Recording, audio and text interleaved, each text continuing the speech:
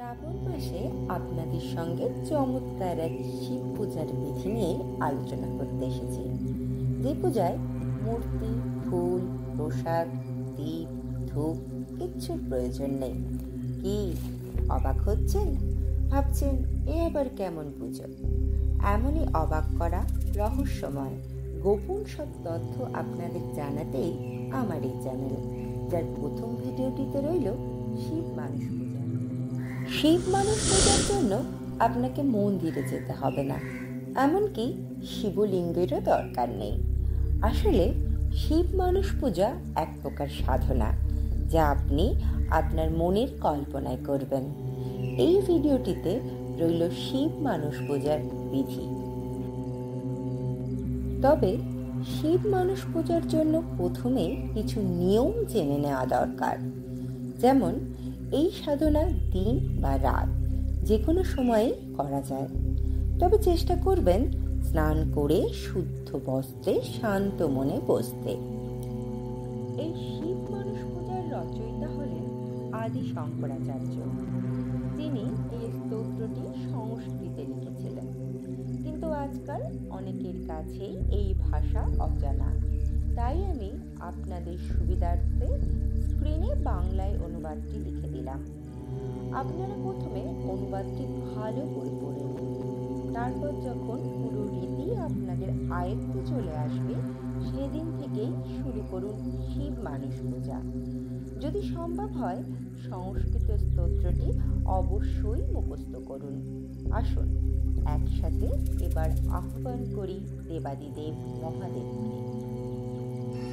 रत्ने कल्पमासन हिमजले स्नानं च दिव्याम्बरं नानाविभूषितं मृगमदामोदावितं चन्दनं जातिचम्पकबिल्लवपत्ररचितं पुष्पं च धूपं तथा दीपं देवदयानिधे पशुपते हल्कल्पितं गहताम् सौवर्णे नवरत्नखण्डरचिते पात्रे गृहतं पायसम् भक्ष्यं पञ्चविधिं पयोदधियुतं ब्रह्माफलं पानकम् शाकानामयुतं जलं रुचिकरं कर्पूरखण्डोज्ज्वलम् ताम्बूलं मनसा मया विरचितं भक्त्या प्रभो स्वीकुरु छत्रं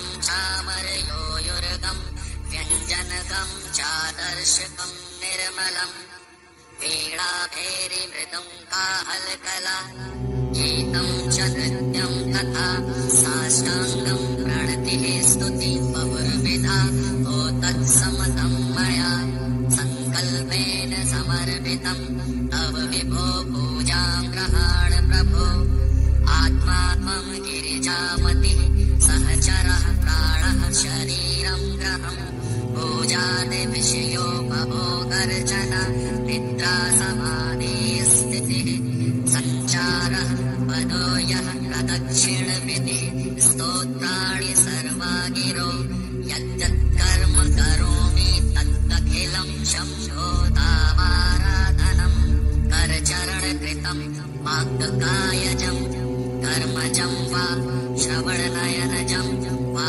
मानसं वापराधं विहितं वा सर्वमेतत्क्षं स्व जय जय करुणाब्धे श्रीमहादेव शम्भो। इति श्रीमच्छङ्कराचार्य विरचिता शिवमानस पूजा।